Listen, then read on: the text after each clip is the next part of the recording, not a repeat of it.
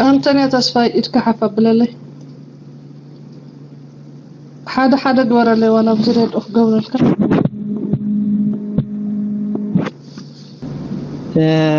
يا غني الله يسمع له خدو أوه اوكي يا غني الله كبرتي حبلنا بحقي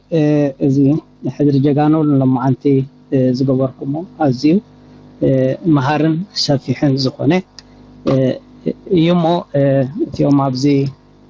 مدب زلهم نزوم ادمينات نتوم كميو زنبورو بفلاي كا نذيعنا دانا نموغس انبابان تغوركم لهم ناكي لحقسيو تاريخاوي دحري كم زيوم زعمسولو سبات ويكا حبيت سبات بدحريهم تزاربو تخيل نجر وحديو كنكا تزولو نجا زربا استمهرو معنا زحلفو ملأختون قليل سلا ديكونه نحنا ون انتاي كنزارب انتا كنطمت انتا كنحسب كم زلناون ينغرنا مالتي بفلاي ازيا دكتور دانا إيطالياويت زبولوتو نغريو ن 10 عامت زاكل لابسمران عامت خنراخبينا ندابلنا خنكيت صنحنا ግን بسنكتي حدنتنا زي حيله بسنكتي طرنافنا زي حيله بسنكتي بستفلالي اجباب نخدو زلنا انصار ملكاو سرعت كان دمعي كالنا زولتو message from Vanya Abaloni, ho hail, we are ready, period, speech off. ስለዚህ خاني نحنا ازي عينت ازي مخرطات بحقي كنسرحلو زلنا ነገር ኮይኑ ይስማعني بمجمريا نزلوا معنتي ابز زمصانالو بمخنيات حدش عمت كلتشحن اسران مالتي نخلهم ابز زلهم ابستفلالي يكونكم نسمعوا زلهم مس زيهم ام حدرتنا حدر جغانو انقع ابزي ابصحنا ابز مص كاني زياده نزحلفت مقراتنا اب جمجام ياتينا تنعنا خربحنا زخل تنعنا نعدنا كمرحنا كملسنا زخل اجباب قالسي فلايكا حدنتنا حيلنا استيمنا كنقصل كم زلنا كابز خغبر صنحه مدراتات سمعهم ما يهم مالتي ስለዚህ بحقي እዚኦም كورات جغانو اب قالسي كمرحنا صنحو ابز متيوم اب حدر جغانو مسمعي انون كرعت معني حدا خابኦም خون زغورها حدر جغانو يمو لذي اغاطام زي كمسغنم يفتو زي ابزر له حزبي تقلاسه حزبي حدر جغانو تيم قالوت ناي اريتراوي مراخب بزحات اب محبراوي مراخب بزحات زركبو تحابيرنا زغبرنا انصار ملكاو سرعت ازيو بزحيو نوح عامت زوسدي رسنا ግን ከነድነን ይብልና ምክንያቱ ኣብዚ ለምእዋን ህዝብና አበይት ጠውይልሎ መልካው ስርዓት ግደፍካ ኣብ ምንታይ ኩነታት ከም ዝርከብ እዚ ኣስተዋጽኦን ጻዕርን ጽንዓትን ናይ ዝኹሉ ተቃላሳይ ዝኾነ ህዝብና ምዃኑ ክገልጾ ይፈቱ ኣብዚ ለምእዋን እዚ አንጻር መልካው ስርዓት ግደፍ ዘድምጽ ዘሎ ህዝብና በቀሊሉ በቁጥር ይኹን ውሕድ ከም ዘይኮነ ማለት እዩ ስለዚህ እትንሕና ኣብዚ መጀመርያ መድረክ ጌርና ዘለና አንጻር መልካው ስርዓት ግደፍ ህዝብና ከነነቃቀሕ ህዝብና ከነላዓል ብዝኻልናዮ እቲ ናይ ሜድያ ዘሎ ኤሪትራዊ ከኣብዝውን ቀሊል ነገር ከም ዘይሰርሐ ኣብዚ ውጽኢት እዚ ንሪኦ ኣለና እዚ ቀዳማይ መድረክ ማለት እዩ ስለዚህ ከይድና ኣብዚ ሓለፈ ዓመታት እቲ ማለሲ ብጸኒሕ ኣብ ቃልሲ ጸንሐ ፖለቲካዊ ድባት ይኹን እቲ ሲቪክ ማሕበራት ድሕሪኡን እቲ ናይ ኤሪትራ ኮሚኒቲ ዝተፈላለዩ ሃገራት ዘሎ አንጻር መልካው ስርዓት ግደፍ ዓጢቁ ዝተተሰየ እቲ ዝግብኦ መልሲ ረኺቡሎ ኣብ ቀዳማይ መድረክ ማለት እዩ ሕጂ እንታዩ ንሕና መልካው ስርዓት ግደፍ ነቲ ኣብ ወጻይ ብፍላይ ኣብ ዲያስፖራ ዝርከብ ህዝቢ ካብ ህግደፍ ከም ዝፍንተት ጌርና ኢና ማለት እዩ ካብ ህዝቢ ህግደፍ ተፈንቲቱ ኸኣኒ ሰላምን ዲሞክራሲን ፈትሕን ኣብ ኤሪትራ ከም ዝዛረብ ኮይኑሎ ማለት እዩ ከም ዝትሪእዎ ዘለኹም ማለት ስለዚ እዚ ነዚ ዲሞክራሲያን ፍትሕን ኣብ ኤሪትራ ሰላም ራህዋንን ቅሳን ዝቃለስ ዘሎ ህዝብና ኣብ መስመር እዚ ክሰርዖ ኺኢሉ እዚ ከዓ ሓቂ ማለት እዩ እዚ ቀዳማይ መድረኽ እዩ እዚ ተረኺቡ ዘሎ ዓወት ከመይ ጌርና ኢና ንቕድሚት ክንደፍኦ ንኽእል ከመይ ጌርና ኢና ንስርዓት ህግደፍ ክንስዕሮ ንኽእል ዝብል ከዓ እቲ ናይ ካልኣይ ደረጃ ወይ ከዓ ናይ ካልኣይ መድረኽ ቃልስና ክኸውን እዩ ማለት እዩ እዚ ተላዒሉ ዘሎ ህዝቢ ከምዚ ብተደጋጋሚ ክበሃል ፀንሐ መጨረሻ ክመን ከምዚኣ ዶክተር ዳና ዝበለቶ ሓድነትካ ምድልዳል ማለት እዩ ሓድነትካ ክትደልድል ገለ ነጥብታት ኣቐሚጥካ ሓድነት እዚ ክትኣልየሉ ትኽእል ማለት እዩ እሱ ከዓ እንታይ እዩ ኣብዚ ኸይድ ፀንሐ ብሓው ተጋዳላይ ነባር ተጋዳላይ ሕሩይ ተላባይሩ እውን ይጥቀስ ፀኒሑ ማለት እዩ ከምኡውን ካልኦት ዶክተር የሱፍ እውን ኣብኡ ጠቒሱ ኣሕመድ ኣልቀይስ እውን ጠቒስዎ ነይሩ ማለት እዩ ንጉዳይ ሓድነት ንዝምልከት ማለት እዩ ስለዚ እንታይ እዩ እቲ ህዝብና ኣብ ምንታይ ክነጥፍ ዘሎ ወይ ክሪኦ ዘለዎ ጉዳይ እንታይ እዩ ፖለቲካ ኣብ ሃገርን ሃይማኖትን ኣውራጃ ዓልየትን ይፈላለዩ ክሪኦ ዘሎ ማለት እዩ ኣብዚ መስርዕ እዚ እምበኣር ክመፅእ ዘለዎ እንታይ እቲ ፖለቲካ እቲ ጉዳይ ሃገርን ህዝብን ክመፅእ ስለ ዘለዎ እዚ ጉዳይ እዚ ንሕና ከነድምዓሉ ክንሰርሓሉ ዘለና ጉዳይ ኣብዚ ጉዳይ እዚ ከዓ ንሕና ሓቢርና ብዘይ ኣፈላላይ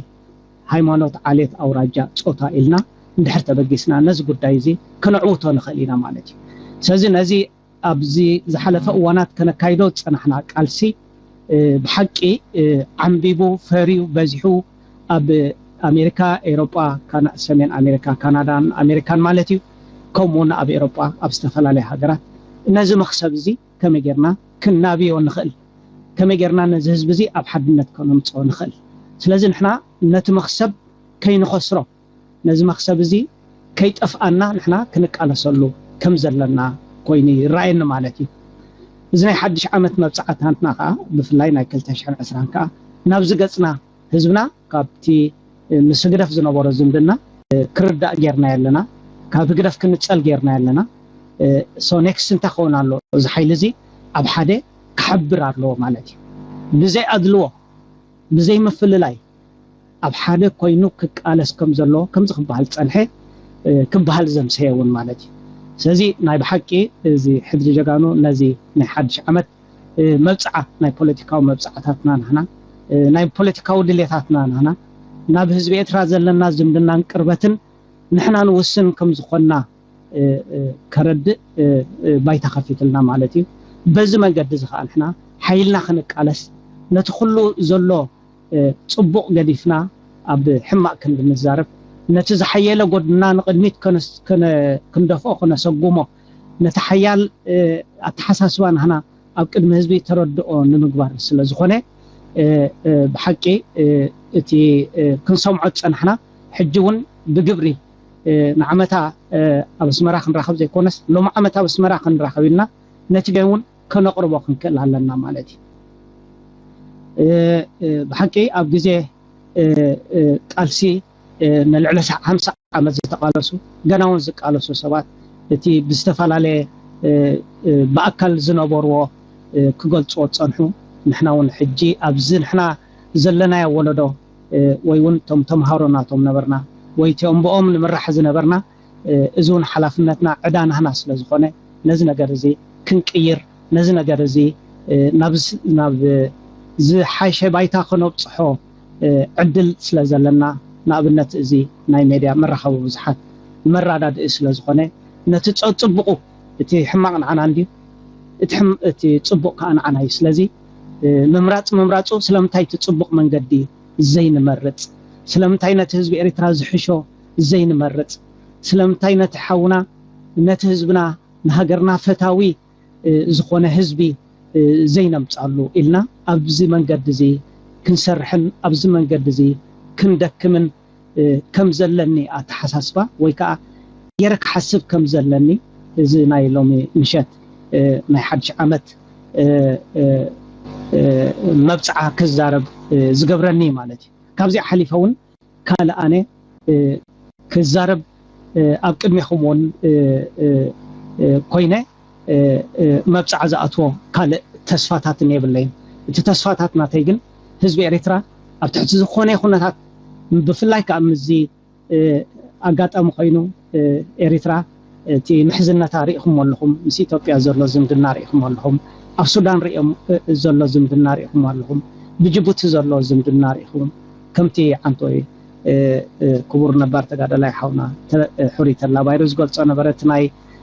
ጂኦፖለቲክ ማለት እዩ ኤሪትራውያን በይንና ኢና ተሪፍና ዘለና ማለት እዩ ስለዚ በይንና ተሪፍና ኣሎ ኣብ ዘለና ግዜ ክንማቃቀልን ነንሕድሕድና ክንተሃላለኽን ክንናጻጸልን ነቲ ምልካው ስርዓት ህግደፍ ረብሓ ስለዝኾነ ኣብዚኣ ደሴት ናይ ፖለቲካዊ ጽምዋ ዘለና እዋን ብሓባር ኮይና ክንቃለስ ከም ዘለና ዋላውን ምስቲ ንዓጸልኣኒ ፀረ ህግደፍ ክትዓረቕ ከም ዘለኒ ክሰማማዕ ከም ዘለኒ ኮይኑ ይዝረአይ ማለት እዩ እዚኣ ኻታ መስመር ናይ ቃልሲ ማለት እዩ እዚኣ ኻታ መሳርሕ ናይ ቃልሲ ማለት እዩ ልዕሊኡ ኻ እዚኣ ብዜግነታ ኢጣልያዊት ዝኾነት እሞ ኸኣ ኢጣሊ መንግስቲ ጣልያንን ህዝቢ ጣልያንን ዝዕበያን ዘምሃራን ኣብ ኤሪትራ ኸይዳ ዝረኸበቶ ፀገምን ንዓና እውን ካልእ ተመክሮ ኣብ ኤሪትራ ክርኤና ኽኢሉ ኣሎ ማለት እዩ እንታይ ዘርኤና እቲ ዓመፅ ናይቲ ስርዓት እዚ ስርዓት እዚ ንወፃእተኛታት ዘይገደፈ ንህዝቢ ኤሪትራ ንሕስያ ከም ዘይገድፈሎም ከም ዝንሪኦ ተመክሮ ናይና ነፍሲ ወከፍ ሰብ ኣብዚ መጪ ዝዛረበሉን እዩ ማለት እዩ ግን ኣብነታዊ እዚ ማለት እዩ ፍልይ ዝበለ ኣብነት ማለት እዩ ሕግዞም ኢላ ዝኸደት ኣሲሮማ ኣሳቂዮማ ኣጋፊዖማ ሕጂ ዝመልእኽቲ ዝትሕልፈላ ንዓና ኤሪትራውያን ፍልይ ዝበለ ናይ ብሓቂ ጎተናውን እቲ ምትርጓምካ ንኹልና ከም ንርድኦ ጌርካ ምቕራብካ እውን ኣገዳሲ እዩ ስለዚ እዚ ዓይነት እዚ ተመክሮ ቀሊል ኤሪትራዊ ተመክሮ ከም ዘይኮነ እዚ ተመክሮታት እዚ ክዝረብ ዘምሰየ ሰጊርካ ክሕለፍ ዘይኮነ እንታይ ደኣ ነዞም ሰባት እዚኣቶም እውን ከምቲ ሓሳብ ዝቐረበ ነቶም መራሕቲ ውድባት ነቶም ማሕበራዊ ናይ ሲቪክ ማሕበራት ኣብ ቦምበራት ጠርኒፍካ እውን እንታይ ርኢትኹም ኣብዚ ጉዳይ እንዳበልካ ናብቲ ጽቡቕ ናህና ናብቲ ሰናይ ናህና ናብቲ ንህዝቢ ኤሪትራ ናብ ፍትሕን ሰላምን ከሰጋግሮ ዝኽእል ርኢቶ ናብኡ ንምስግጋሩ ናብኡ ንምብፅሑ እዩ ማለት እዩ ኩሉ ነገር ከዓ ኣብ ኢድና እዩ ዘሎ ድልየት ጥራሕ እዩ ብንጽህና እንድሕር ተበጊስና ብቕንዕና እንድሕር ተበጊስና እዚ ነገር ከዓ ጽባሕ ንጎ ክንበፅሖ ንኽእል ነገር እዩ ማለት እዩ ተበጊስ እዩ ህዝብና ምስቲ ስርዓት ዘለዎ ዝምድና በቲኹ እዩ ስለዚ እቲ ቀጻሊ ዝካየድ ዘሎ ናይ ሓድነት ቃልሲ ንሕና ኩልና ብዝገዛ ዘለና ተማላላእቲ ዳ እምበር በብውልቅና ንገብሮ ንበፅሖ ነገር የብሉ ኣነ ብዘይ ባእኹም ኣብ ዘለው ይሕዋትን ኣሓትን ናይ ዝተፈላለየ ኣረኣያታት ዘለዎም ፖለቲካዊ ሓይልታት ሲቪክ ማሕበራት ንሕና ተማላላእቲ ዳ እምበር ተቃውምቲ ይኮናን ንቃወመሉ ነገር ከዓ ኣይኮነን ማለት እዩ እዚ ተማላላና ማለት እዩ እዚ እንድሕር ኣሚንና ኣብቲ ዝመጽእ ኤሪትራ ዝሓሸ ባይታን ዝሓሸ መንገድን ክንረክብ ስለንኽእል ንሕና ነዚ ጉዳይ እዚ ዓብ ጠመተ ክንገብረሉ ከም ዘለና ሎሚ እዚ ተረኺቡ ዘሎ ዕድል ንድሕሪት ከይምለስ ክንከላኸለሉ ከምዚ ሎሚ ሸት ኣኪቦም ብተገዳስነት ግዜኦም ሓድሽ ዓመት እዩ ኢንፋክት ኣብ ኤሮፓ ትማል ሕሊፍና ያለዎም ግን ኣብ ኣሜሪካ ማለት እዩ ስድሮኦም ማሓዙቶም ቤተሰቦም ገዲፎም ኣብዚ ብሓላፍነት ክንሪኦ ዘለና ጉዳይ ስለ ዝኾነ ኩሉ ግዜ ኩሉ ነፍሲ ወከፍ ኤሪትራውን ነታ ደቂቕ ንሱ ብዛዕባ ኤሪትራ ዝዛረባ ከድምዓላ ክሰርሓላ ንሓድነት ክስጉመላ ዝኽእል መንገዲ ክንርኢ ኣለና ይብል ማለት እዩ ስለዚ ብሓቂ ሎም ምሸት ናይ ርሑስ ዓመት ሓድሽ ዓመት ጥራሕ ዘይኮነ ነዛ ሓድሽ ዓመት እዚኣ ከመይ ጌርና ክንውዳእ ኢና ከይወዳእና ከዓ ነስርዓት እዚ ክንኣልየሉ ንኽእል ዝተፈላለየ ተመክሮ ክንቀስም ኣምሲና እዩ ማለት እዩ ስለዚ እቲ ነፍስኻ ይሞቆካ እቲ ሓሳብካ ከኣኒ ቁርብ ህድእ ኢሉሲ ብሓቂ እየ ዝብል እሞ እዚ ክዝረብ ዘምሰኻ ጽባሕ ንጎ ኣብ ግብሪ እንድሕርና ተርጉሞ ኮይና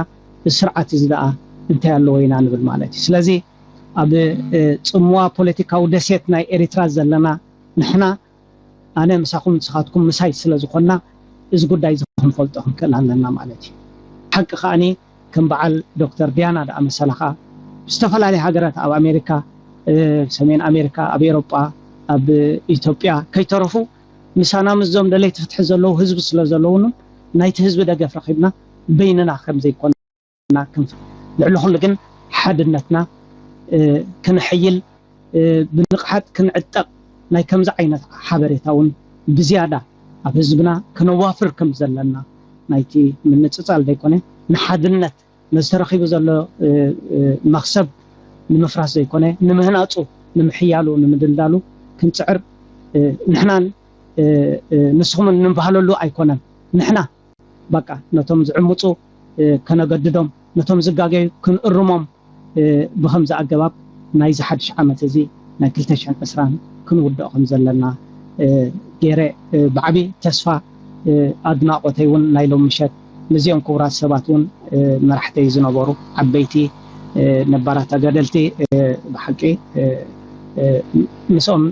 ድሕሪት ምስኦም ክትዛረብ ወይ ከዓ ድሕሪኦም ክትዛረብ ዘሸግር ስለ ዝኾነ ግን ከዓ ክዛረብ ስለ ዘለኒ እውን እዚ ዓይነት እዚ መልእኽቲ ንህዝብና ክመሓላለፍ ይደሊ ክብረት ይሃበለይ ብሓቂ የመስግነኩም thank you very much ጽናሕ አያ አንቶኒዮ ተስፋይ ወራና ጋዜጠኛ ነገር ኮይኑ ካብቲ ንሕና ክንሓቶ ንኽእል ንላዕሊ ተጣሊኻ ፀኒሕካ ኩሉ ወተና ኣለኻዶ ጋዜጠኛ ውሃ ጽቡቕ ሪኢኻ ኣለኻ እድከም ካይነ ዝብፀይካ ወዲካ ኩላ ይዳኸም ካይን ጽቡቕ ሕቶ ብሕቶኒ ኦኬ ናባኻ ሪኢኻ ኣለኻ ጋዜጠኛ ውሃ ጽቡቕ እዩ ቦተና ነሱ ኣለኹ ዲ ኣለኻ ዳርጋ ይዳኸመከም ብዙሕ አንተኒ ደሓኒ ናባኻ هو أيا أنطونيو مچم صبوق تاشو نيشتي كبلع قالك شيء حقيس كان كمان قدفو تملست رأي يكون نيرو صبوق نايب حق يعرف كونوا إلى خوفي لي وإلى كذاتل بزغونه تي زقرب كيون تي حاتو زغل رأي زي يكون خبتي حاتو زغل نلعلي غير كذا الجزء مس غازيتنيا ولا غازيتنيا خونه اللي فتندلهم كم زي جنا تعرفون الله بزح تاشو بيلكا ثانك يو منالبات كنت بيلنا يكنفانو وكانينا حتى محتاج امل يبزغزا مسلني ولا حتى ايالو تبي لي زحتت لذي حنتي قال حتى قتلوني حنتي كنت تحتونا انا انطونيو تسفاي لك كم تخالي السخا تقعد لاي من باركا يفلت كابتوم اركاناتنا حديقه ازنصانت منامصي ወይ ኮነን ዘገድስ መን ጎዩሉ እዩ እቲ መጀመርታ ዝጎየሉ ጎዩ ኣብ ገለ ኣብጽሕዎ እቲ ካልኣይ ጎየ ከዓ ኣብ መጨረሻ ኣብጽሕዎ ኩሉ ተሓጋጊዙ ናይዚ ነጻነት ዝበሃል በረኸት ናይ ሃገርና ተቋዳሳይ ነይሩ ንኸምጽኦ ሰሪሕ እዩ ስለዚ ስኻውን ከም ኩሎም ኣርካናትና ነኽብረካ ንፈትወካ ከም ጀጋኑናውን ጀግና ኢና ንብለካ ጀግናና ኢኻ ንብለካ ማለት እዩ ተመሊሰ ሕጅና ብትሕቶ ከኣቱ ብዙሕ ግዜ ዛሕቶ እዚ ኣስለምታይ ዘልዕላ ዘለኹ እዚ ናይ ሕጂ መንእሰይ ኣቦታቱ ከመይ ነይሮም ክፈልጡ እሞ እቲ ሳቶም ዝጎደሎም ጉድለት እንተደኣ ነይሩ ኣብ መዓራርዩ እቲ ሳቶም ጽቡቕ ዝሰርሕዎ ጽቡቕ ኢሉ እንተደኣ ሓሲቦ ንዕኡ ከም ዘለዎ ኣማዕቢሉ ክጥቀመሉ ምእንቲ እስኻ ተጋዳላይ ክትከውን ክትሓስብ ሃገራዊ ስምዒት ክሓድረካ ስለምንታይ ክኢሉ معاس أب كم يكونات دحريو خي تجادلاي مسكونكا أفتش عزنا برأوان يكون أبجد لي أوان كم ينيرو تقلصو مزح جزلو بحرين أيك ألسخ ورادر كله خي مسلسلاتون فيلمياتون بخميك كترد أنا تخيل مزنا عجزو كله ألسخ ألسيو كدام أب ساحل كونكم تقالوسو أبناء فاباركا كونكم تقالوسو لو مخا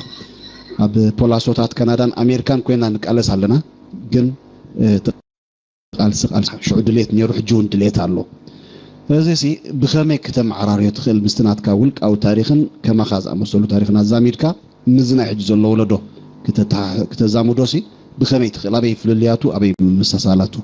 thank you يا أنتو لا بحكي أقداش حتى يو قدم كبلون نايكم تماساسالي احمد قيسي سميع نيره اقداسي حتى زخا كندغمو لنا صباحون نتم دحري دموصون كتقصلهم عليك مالتي اتي صقم انتايو نحنا اب حقف ولدنا ينعبينا مالتي سدرانا ناي ፊሮ ሃቡና ናይ ጥራዝ ዋላ ካብ ኣዚ ለኸለና ናይ ርሳስ ሃቡና እንዳበልናይና ዓቢና ማለት ኣብ ገዛና ኮይና ኣውደ ኣመት ክኾን ከሎ ካልእ ዝተፈላለየ ኣብቲ ስድራና ዝመጽ ነገር ሓፍተይ ደለም ሽማግለ ክመጽ ከሎ ወይ ወዲ ክምርዓው ሽማግለ ክሰድድ ከሎ ኮታቲ ባህሊ ናይ ኤሪትራ ሕብረተሰብ እንዳራ انا እንዳሰማዕና ኢና ዋላ ዓበይቲ ክዛረብ ከሎ እዚኦም ናይሎም ወለዶ ግን ካብ ሕቅፎ ወለዶም ተመንጢሎም እዮም ሰዋ ከይዶም ማለት እዩ ስለዚ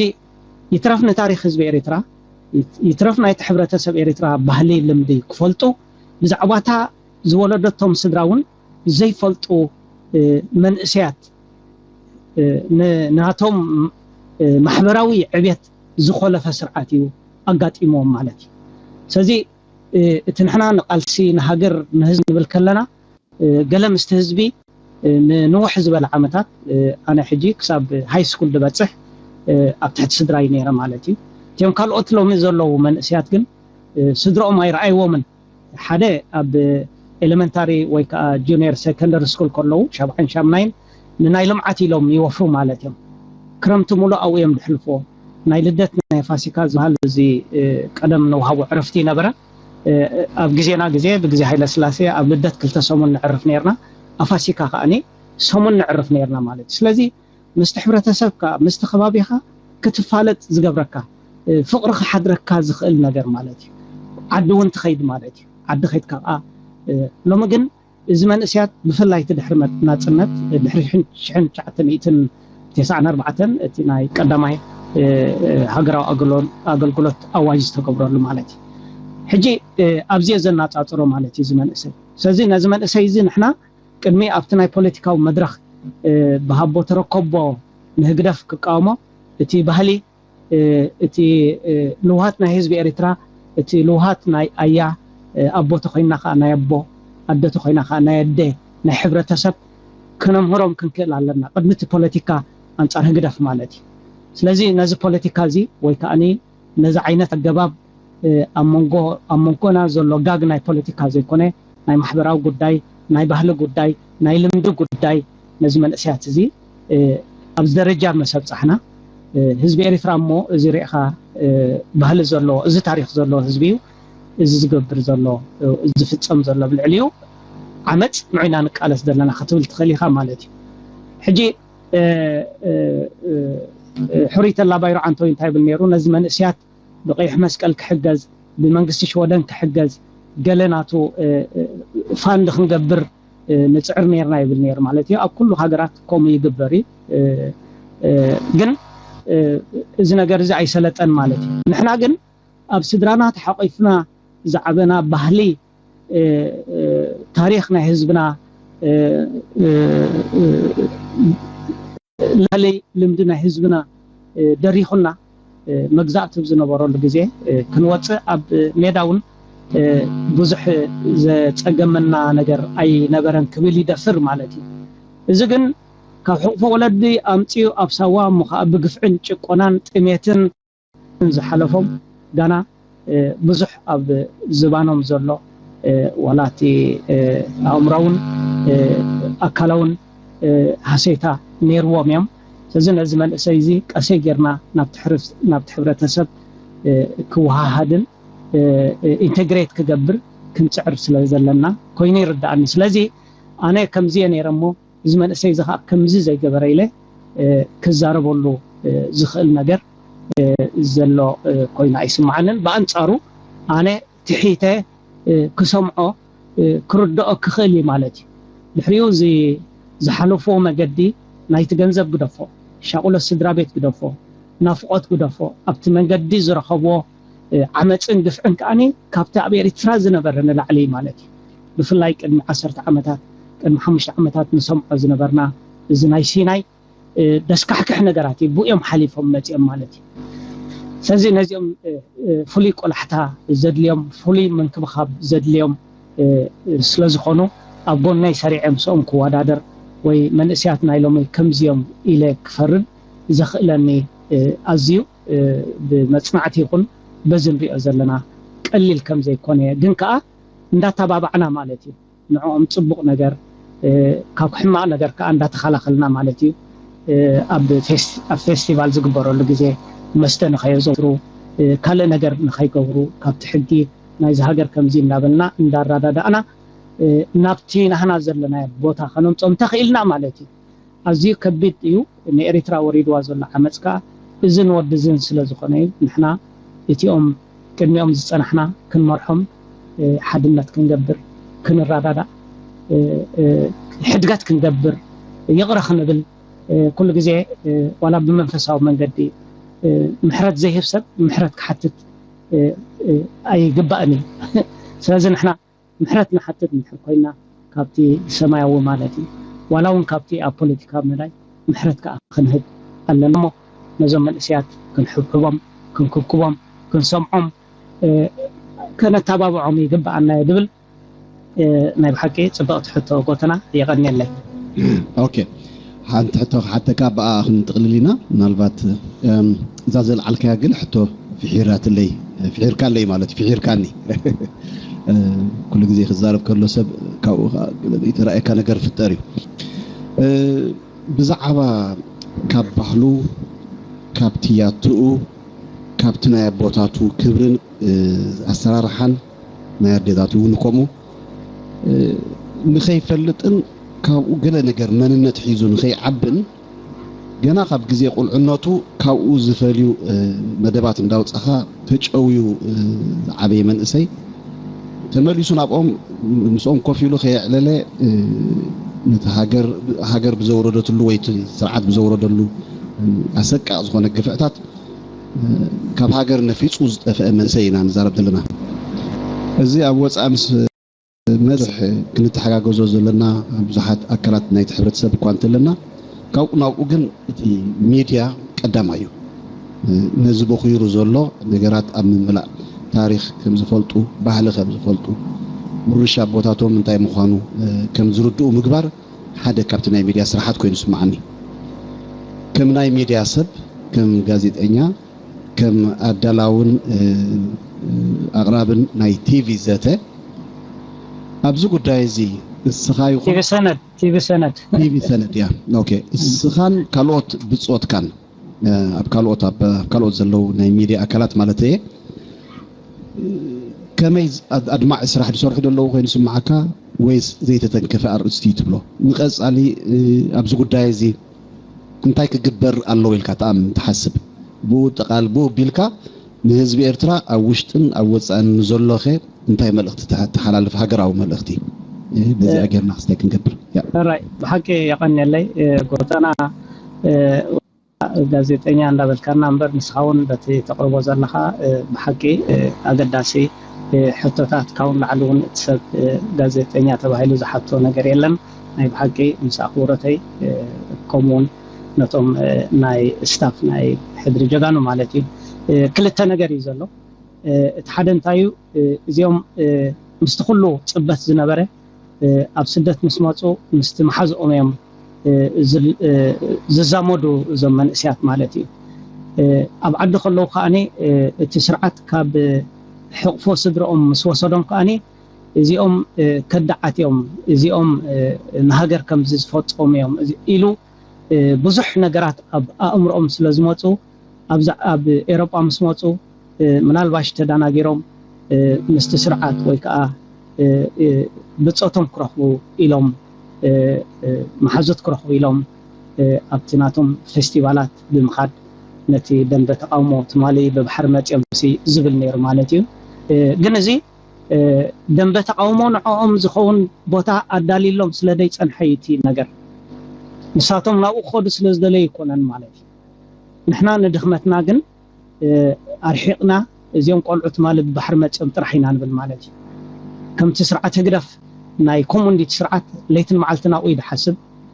سلازي اتي نحنا دخمت بناي هجدف اتي مدبات نشوفنا مالتي سلازي اتم منسيات اذ كله شجر تساجيرهم ماتيهم كاب عدم دساقوم ابز عدها يقرأ حتى خلو نحنا زدالنا اللهم بايتا بزي منبار طرحي اذا خا سنكي نايتي حدنتنا مالتي اب اوروبا زلو نبارات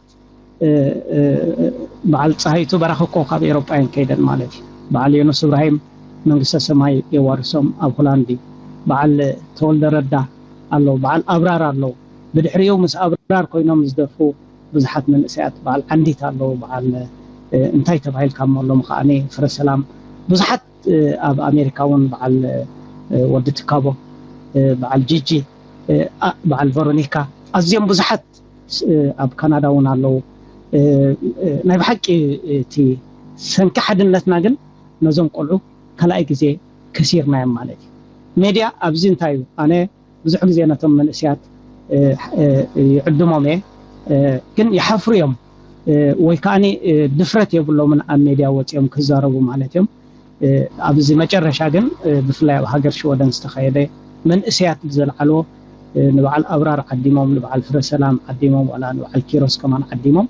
እናብዝኹም ጾም መደብ ገረም ንሓንተ ወርሕ መደብ ያ ነራ ማለት ስለዚህ ኃይል መን እሰይ ናይ በሐቅ የዝብለካ ብጉህዶሪ ኢና ማለት ጋናውን ሕጂ በድሕሪኦም ንጎይ تمالون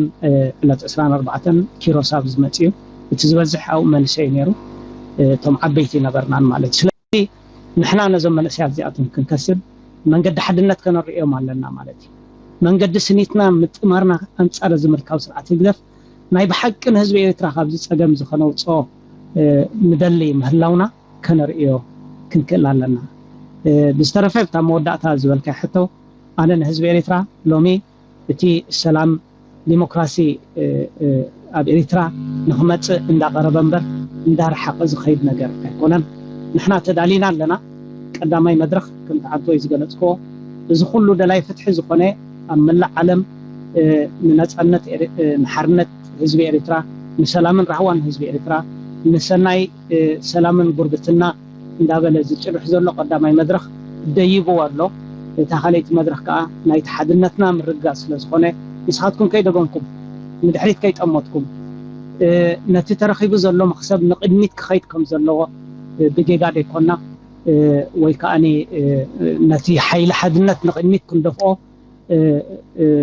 ዝተጋገየ ክእረም የብሉን ማለት ኣይኮነን ክእረም ኣለዎ ክዝረበሉ ኣለዎ ግን ከዓ መተካእታ እንዳቅረብና እሞ ናበይና እንዳበልና ሓድነትና ከነደልድል ከም ዘለና ንሕፈሊትና ህዝብ ኤርትራ ጽባሕ ንጎ ሓርነቱ ተላቢሱ ከምቶም ካልኦት ጎራብቱ ሃገራት ክሳዱ ኣቕኒዑ ክኸይድ ድሮ ኸማን ሳላቶም ካልኦትን ንዛረበሉ ዘለና ክሳድና ቅኒዕና ንኸደት ዘለና እዋን ስለ ዝኾነ ህዝቢ ኤርትራ ከዓ ርሑስ ሓድሽ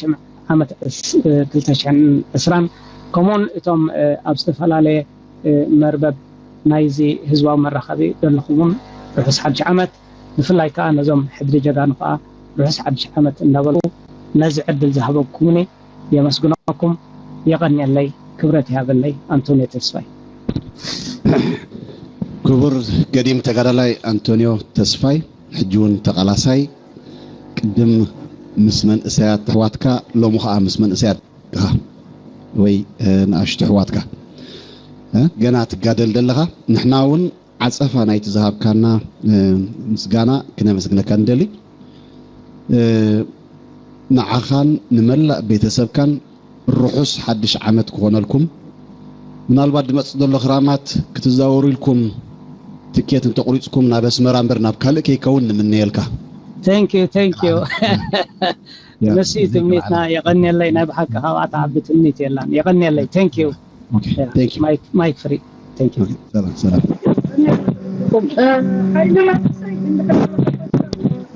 انت اللي هونك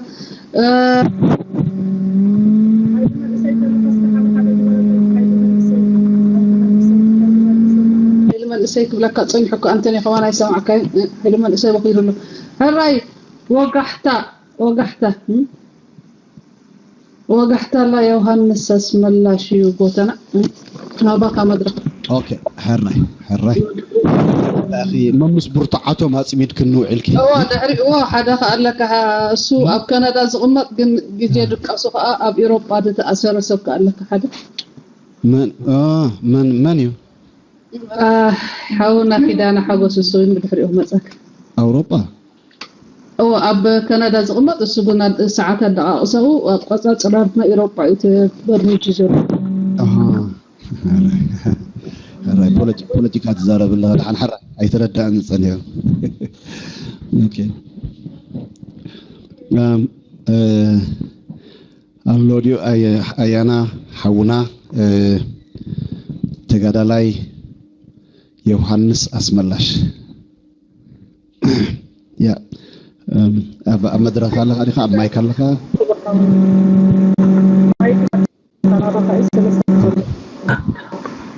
الله سلام رحوس حدش عمد رحوس بعل لدت وخلت لدتات هنا تقرقيرنا دلنا دحلفه سومن لدت هابيرنا نحنا إرتراين سدتنيات بوزح لدتنا نفوت مثلا خلاي لدتك قريبنا الله لذي نتزحلف يكون نزالو معلت زل 11 عمد كم نتزمص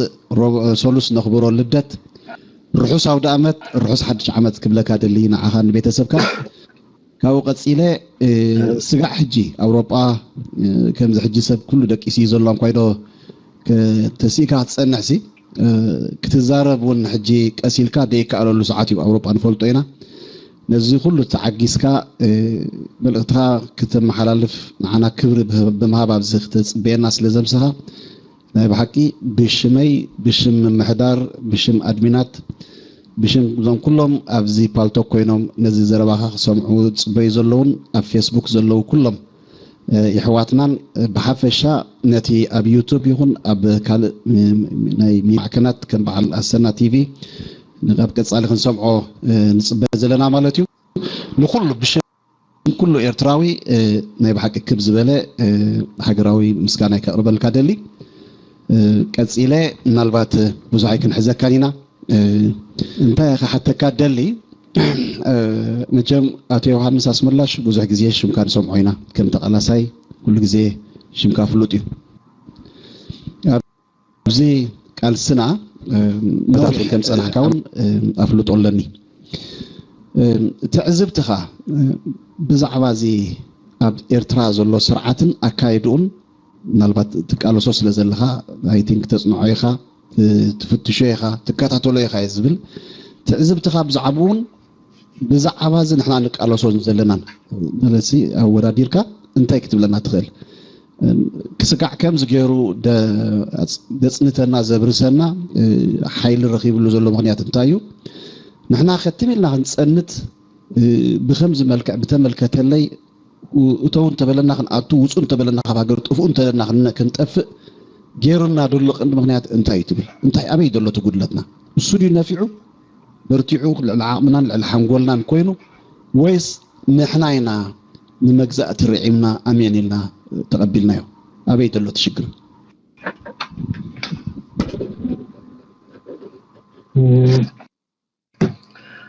يعني اللي قوتنا قدمي ابزا ملس مئتاوي قال قبل اسمع دله مجمر سمعك لنا قول سمعك لنا اوكي قرب صبا اما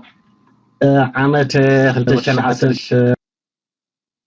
توديو حدش عامت 2020 اتينا مو حابز حلفه انتاي نقدف انتاي كعزنا نابز حدش عامت مساجر ابز بلار استي قال خبل حاتي تاي نيري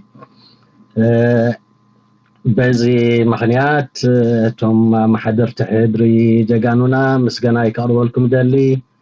كلكم تساتفتنا عايز مدرخون كمو الحزب اطراون نروح حدش عامت قبرلنا قبرلكم منه مجمره تعميرات نيرو مچس دحر خمتي حاو انتونيو هو صنح دحري بزحات ناي هايمانوت مرحتن ناي بوليتيكا سباتن بزراب حجها أنا انتاي كبلي الكا أو حتو تأتولو خناتات توكايو جنكا بقى خابتن بحالات أنحا بزح بزي مدقام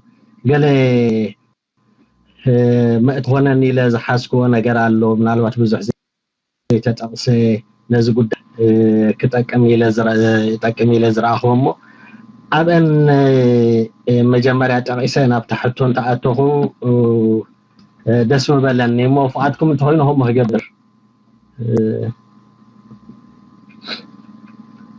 اوكي قرب جميل صبت يعني لي موتي انس بيتي عالم لغه وخناتات حصر ابلنا هنرمو دحريو تخبابينا اذا خمي غيرنا حنا صلونا نزي حدش عمت كخمي غيرنا هنطقولون كندالولون انتو خنا يا حيش ابزور ነገር كاتمو التي عالم لها وخناتات حجي ترينا تدحرينا سوفيت حبرت مبتتانا بقيعو خنبلو صنحنا غنا هيوتينات زراي لخناتات اتينا لنا خبها لك علي حيالات مجستات ابيدو ازور كينات ينقطي من دلو حجي اذنا ايدا ازور كينات ወይ كازي بروكسي ورز بحال نحنا تصلونا خلدو ابزبل كنزرارو سلازدلينا ايزل علو زلو نعمنا تاب سوريا بشار الاسد نمدحان نتخالي شنخ دما نملاي زغبرنا حيالات منقسات قرقس نوريو زلنايو امريكا مسكالوت مشارختا بحد شنخ بتخالي شنخ دما روسيا مس مشارختا تركن ايران حويسكا اسلفاتو قبرو زلا علسن كلات نوري رحو كي كدنا بيمن زغبر زلو خيناتون كاو زفلي يكونن سعوديان اماراتن بدحريام امريكا حويسهم بحد شنخ بانصارو دما ايران قطر تركيا حويسكا زغبرو زلو خينات قبل علي مسكين حزبي يمن اذا زي بحال عنوت يفصملو قرب يلنا وشت حاجرنا انترينا دما اي بدليتنا اين ربحانا منجس ايرترا والسعوديان اماراتن تشاريخو نودع حسب من نهاريا نايتي ابي من تدربيو شحات زيغاتا زلق زلو بمباتات مغابريا خوينلو ازي فتينا صلينا اب تاريخنا حزب يمن صليم تاريخ مقداف مخانو مزنقع يقبال إذا حجي ببوليتيكا وفلليات تحمس زلا إثيوبياون 00 إذا زور كوينات وي إذا بروكسي وور نولونا حالان مقصة زعرف الله هاجر كيتون زفرحي نامنت أبتحت منقصة زنبري استراتيجيكا وتكالات نايت هاجر كما إلكتريك تليفون ايرلاينز وزت زعمو سولو حبيت تكالات نا إثيوبيا نابحت وانت كاتو وي برايفاتايز كهون كلهم ناي معراب هاجرات قالو صنيحهم تعويتهم والو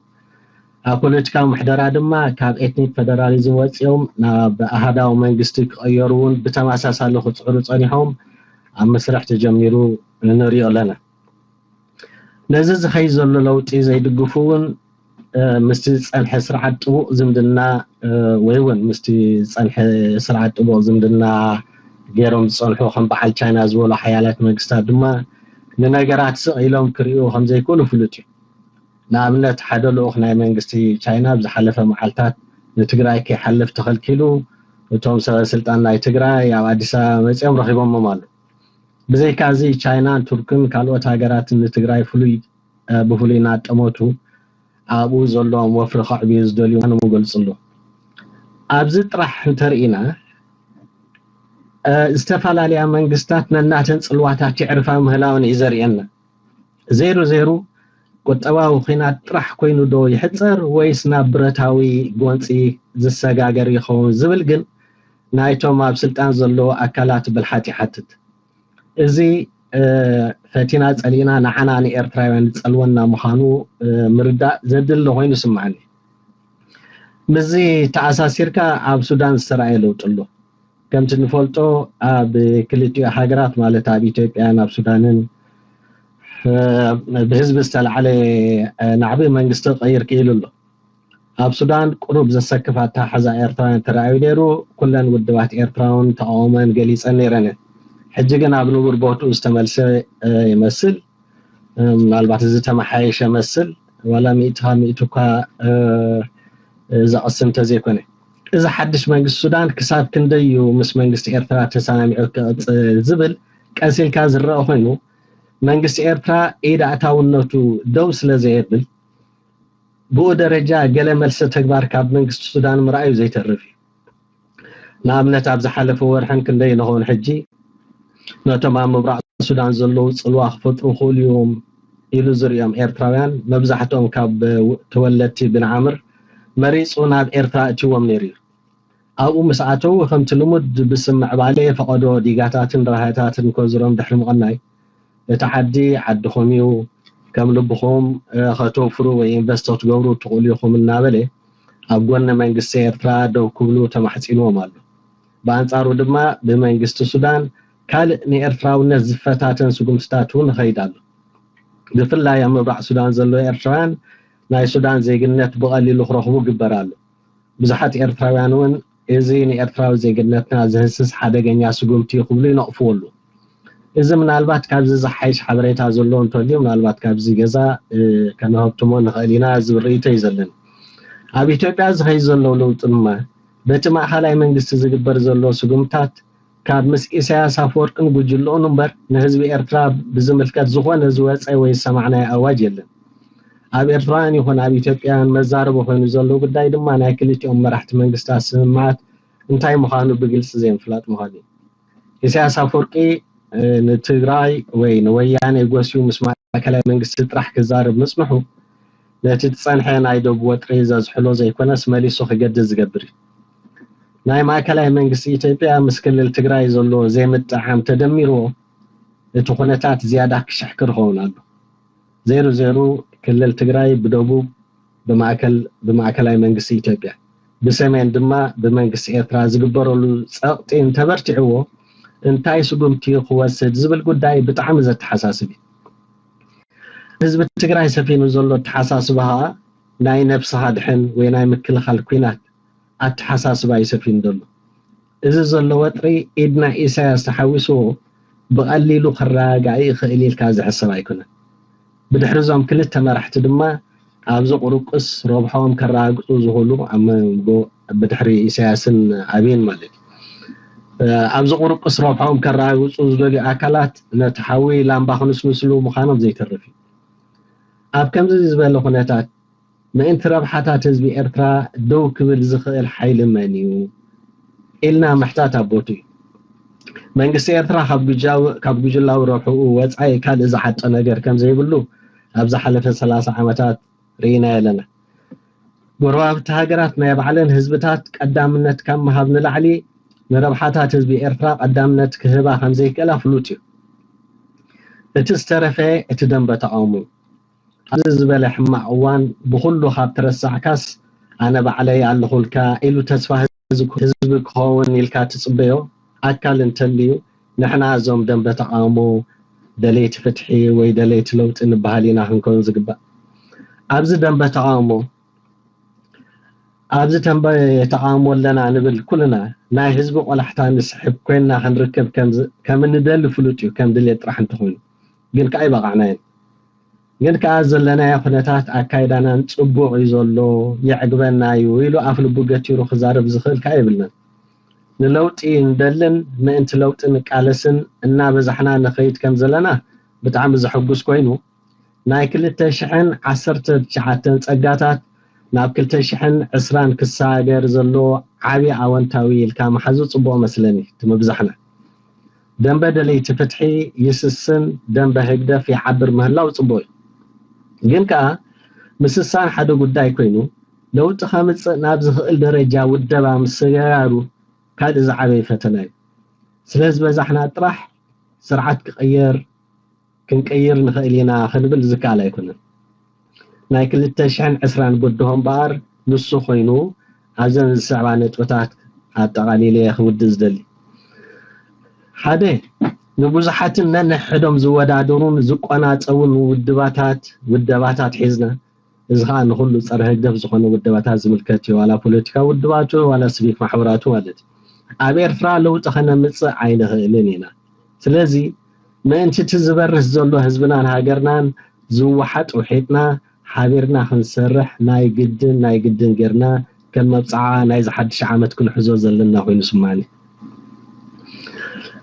كلاي حزبن هاجرن يورسلو እንዳበልና ኣብ ጉዳይ ፐርሰናሊቲን ኣብ ዝርዝር ናኣሽቱ ፖሊሲታት ንወሪድካ ምፍልላይ ብኢድ ኣዙር ንስርዓት ኢሳያስ ተወሳኺ ህይወት ምልቅን ይስማዓኒ ስርዓት ግደፍ ክሳብ ሕጂ ካብ ህዝቢ እናተነፀለ ዝኸደሉ ዘሎ ምክንያት በቲ ፀረ ህዝቢ ዝኾነ ተግባራት እምበር ንሕና ደንበ ተቃውሞ ኣብ ልዕሊ ህግደፍና ስምብራት ስለ ዘሎ ይኮነን ካብኡ ሓሊፍና ድማ بفلاط يخون بزي فلاط نحدنا فح زبل ترانا تጻወትና ዕድመ ክንውስኸሉ እንተኾይና ብታሪኽ ተሓተተ ምዃንና ክንዝንጋዕ ይግባን ሳልሳይ እቲ ስርዓት ኢሳያስ ብቓል ስቢሉ ዝመፀ ስለ ዝኾነ ምናልባት እውን እዚኣ ምስታ ዝተሓተትኩዋ ኣካል ናይቲ መልሶት ኮን ትኽእል ኮይኑ ትስምዓኒ ስርዓት ኢሳያስ ብቓል ስቢሉ ዝመፀ ስለ ዝኾነ ካብ በዓንተብኡ ንቓል ስሙቹእ ክኸውን ዝኽእል ባይታታት ከም ዘይህሉና ግብረ ይመፂ ተማሃሮ ኣብ ለውጢ ምምፃእ ክህልዎም ዝኽእል ተራ ፀቢቑ ስለ ዝፈልጥ እቲ ሓንቲ ዩኒቨርሲቲና ዓፅዩ ካልኣይ ደረጃታትን ኮሌጃትን ድማ ካብ ህዝቢ ተነፂሎም ከም ዝነበሩ ምግባሩ ናይ ኣጋጣሚ ይኮነን ብመደብ ዝተሰርሐሉ ነገር ኩሉ መንእሰይ መዋእሉ ብረት ሓንጊጡ ፈቐዶ በረኻታት ከርተት ክብል ምግባር ጥራሕ ዘይኮነስ ለይትን መዓልትን ንጸላኢ ክትሕሉ እናተባህለ ንባዕሉ ተሐልዩ ክነብር ዝገበሮውን ምስ ህዝቦም እናተራኸቡ ኣካል ናይቲ ለውጢ ከይኮነን ምግባር ዝዓለመ ብኡቢሉ ህዝቢ ካብ ሰራዊት ክፈርሕ ሰራዊት ነንሕዱ ክፈርሕ ሃገር ብምልእታ ተፈራሪሓ ተፋጢጣ ትነብር ዝገብሩውን ብመደብ ዝተገብረ ናይ ነዊሕ ዓመታት ስትራቴጂ ስለዚ እምበር ኣብ ወፃኢ ኮይና ክንዝበዛሕና እንተበዛሕና ኣብ ውሽጢ እነንፀባርቆ ውደባ እንተዘይልዩ ብኡ ደረጃ ኣብ ፀረ ህዝቢ ዝኾኑ ትካላትን ኣካላትን ዘነፃፀረ ስጉምትታቱን ክንወስድ እንተዘይተኻኢሉ ባህርያው ለውጥታት ጥራሕ ምፅባይ ስለ ዝኸውን ተኣኪብና ኣይተኣኪብና በዚሕና ኣይበዚሕና እነምፀ ጭቡጥ ለውጢ ክህሉ ይክእል በኣንፃሩ እምበር ካሕፅሮ እንተኮይነ ኣብ ፀረ ህግደፍን መተካእትኡ ኩልና ንሳተፈሉ መሳገር መንግስቲ መስሪትና ናብ ህዝባዊ ምርጫ ንሳገረሉ ውሕዳትን ንጹራትን ዕላማታት መሰረት ጌርና ብሓባር ክንሰርሕ ግድን ጌርና ክንሕዞ ኣለና ንስኹም ናባና እተው ንስኹም እባ ናባና እተው ተባሂልና ኣብ ክንዲ ንገታተር ካሃኸበና ዝኽእል ነጥብታት ውሕዳት ነጥብታት ነፂርና ኩላትና ናብቲ ሓሳብ ክንኣቱ ግባ ኩላትና ንሕና ክንመርሕ ንሕና ባ ክንመርሕ ዝብል ደረፍ ዘይብሉ ጥሙሓው ተሓሳስባ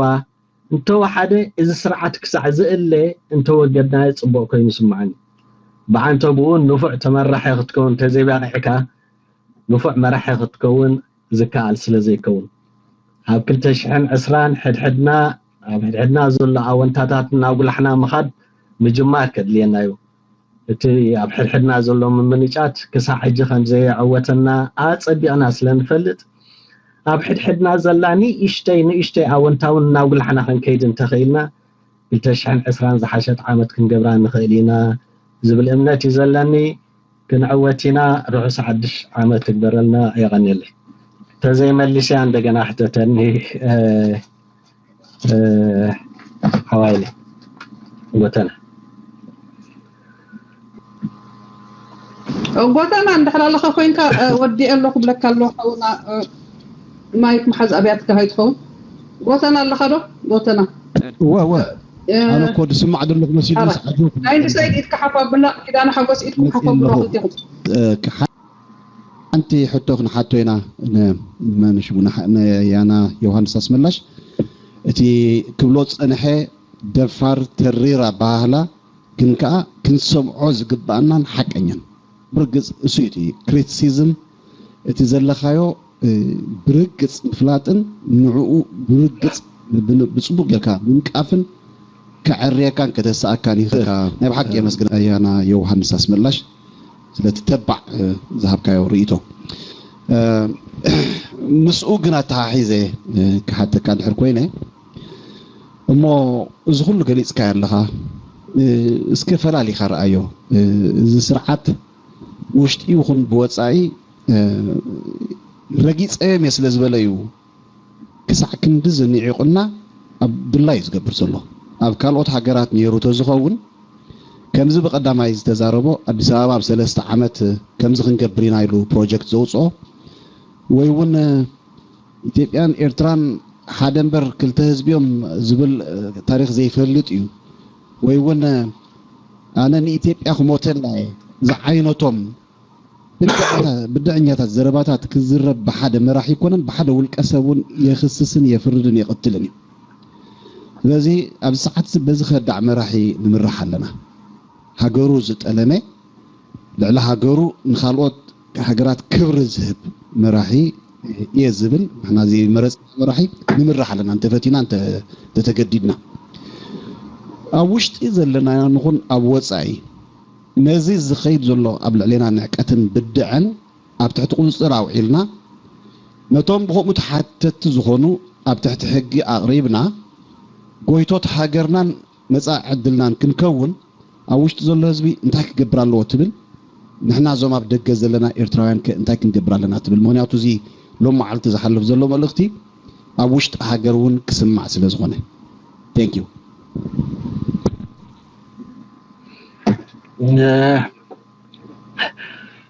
ገረም መቸስ زي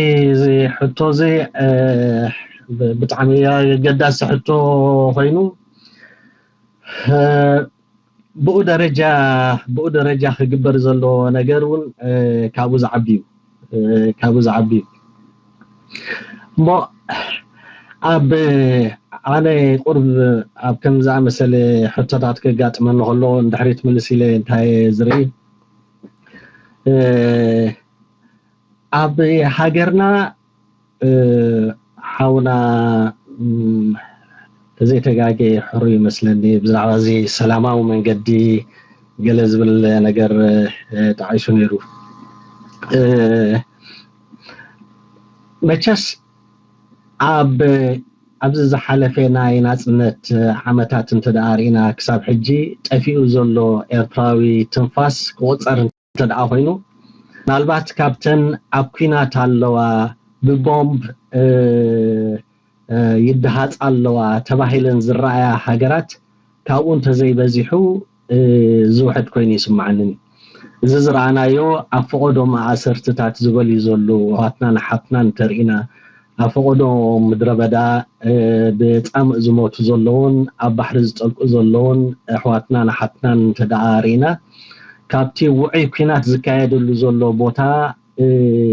እንተዘይበዚሑ ዝውሕድ ኮይኑ ኣይስማዓንን እሞ ነቲ ኣብ ውሽጢ ዘሎ ህዝብና ካብዝን ላዕሊ ዝመፀካ የለን ዝብል መልእኽቲ ጥራሕ ከመሓላልፈሉ ዝደሊ ካብዚ ዝኸፍእ ዝመፀካ ነገር የለን ህዝቢ ኤርትራ ድሕሪ ሕጂ ክመፆ ዝኽእል ነገር እንተደኣ ሃልዩ ዝሓለፈ ሽግራቱ ተወዲኡ ናብ ብራኸ ናብ ሰላምን ብልጽግናን ከኣትውሉ ዝኽእል ኩነታት ዳእምበር በቃ ካብዚ ሕጂ ዘሎ ዝተሓተ ደረጃ መናብሮ ትሕቲኡ ዝበሃል ነገር ኣሎ ኢለ ኣያምንን ስለዚ እቲ ብሕማቅ ደረጃ ክበፅሖ ዝኽእል ህዝብና ኩሉ በፂሕዎ እዩ ክንኡ ሕማቅ ዝበሃል ነገር የለን ድሕሪ ሕጂ ክጨኻኸን እዩ ዘሎ ኣብ ልዕሊ እቲ ስርዓት ክጭክን እዩ ዘሎ እዚ ንክንድዚ ዝኣክል ዓመታት ብለዋሕ ዓይኒ እናረኣየ ሎሚ ደኾ ፅባሕ ደኾን ድሕሪ ፅባሕ ደኾን ይመሓየሽ ክብል ፀንሐ በቃ ከምዘይ ከኣል ፈሊጡ ኣብ ልዕሊ እቲ ስርዓት ክጭክን ጥራሕ እዩ ዘሎ እዚ ኣብ መንጎ ሰራዊትን ኣብ መንጎ ህዝብን ዘሎ ምፍርራሕ ካብ ኣብዛ ሓድሽ ዓመት እዚ ሓደ ሩኡይ ዝኾነ መቀያየር ክንገብረሉ ዝግባአና ኮይኑ ይስማዓኒ እቲ እቶም ነንሕዶም ተመሓለፍቲ ናይቲ ወታደራዊ ትካላት እውን ከምዘይ ሳምዑ ክገብሮም ዝፀኒዑ ባዕሉ ኢሳያስ ወል ለብሙ መባል ድሊ ለብሙ ካብዚ ንላዕሊ ኣብ ልዕሊ ህዝቢ ክወርድ ዝኽእል መከራን ስቃይን ክህሉ ኣይክእልን እዩ እዚ ኣብ ልዕሊናን ኣብ ልዕሊ ዝተፈላለዩ ኣካላት ናይ ህዝብናን ክወርድ ፀንሐ ሸርሕታት መወዳእታ ክግበረሉ ኣለዎ ሎሚ ኣብ ሕድሕድና ዝፀንሐ ትሑት ዝኾነ ፍልልያት ወጊድ ኢልና ምእንቲ ድሕነት ህዝብናን ሃገርናን ሓደ ኮይና ክንሰርሕ ግባአና እየ ዝብል እዚ ኣብ ብደገ ዘሎ ኣካልናኻ መቸስ ኣርኣያ ክኾኑ እዩ ዘሎ ክሳብ ሕጂ ዝፀንሐ ፍልልያትና ደጋጊሙ ብዝተፈላለየ ኣካላት እኳ ክበሃል እንተፀንሐ ግን ከዓ ካብ ጥዑም ዘረባታት ወፂና ግብራዊ ዝኾነ ሓድነታዊ ስራሓት ክንሰርሕ ኣለና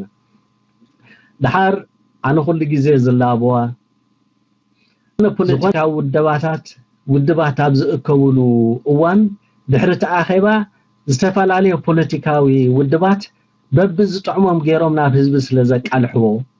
ካብቶም ፖለቲካዊ ውድባት ነፃ ኮይኖም ጋዜጠኛታት ከምዚ ሕጂ ትገብርዎ ዘለኹም ነፃ ኮይኖም ኣብቲ ዝውዕሉ ኣብቲ ፖለቲካዊ ውድባት ዝውዕሉ ኣኼባታት ውዒልኩም እቲ ዝረኣኹሞ ንህዝቢ ክትምስክሩ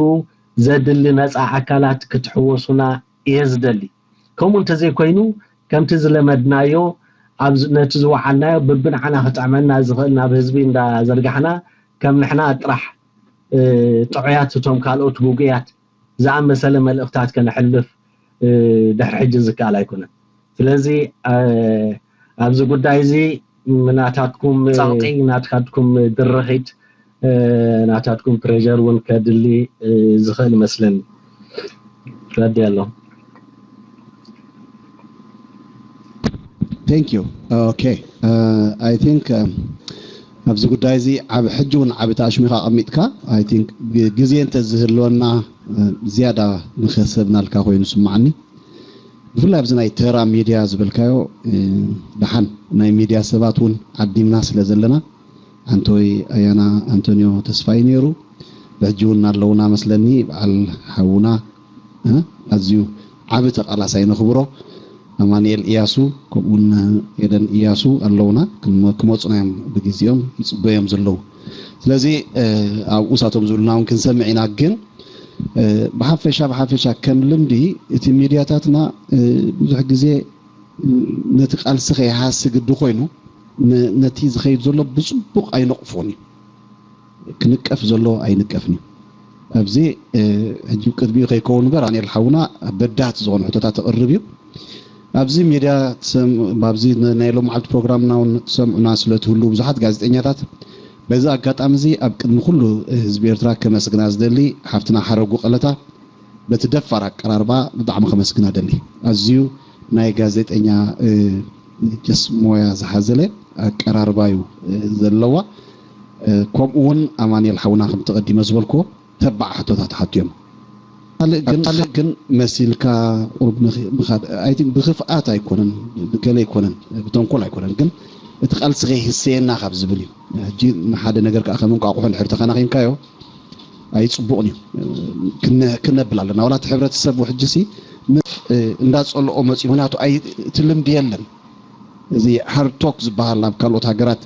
ዝርአ ስጋዕ ሚኒስተራት ኮርዮም ቴሌፎን ዓፂዮም ዝኸዱ ሕቶ ስለ ዝበርትዖም ከምኡ ኣብዝናህና ቃልሲ ኣይርአን ዋላ ኣብቲ ውሽጢ ሃገር ዋላ ኣብቲ ደገ እዚ ክንለምዶ ኣለና እቶም ናይ ፖለቲካ ዘለዎ ተቃለስቲ ኣያታትና ይኹኑ ኣሕዋትና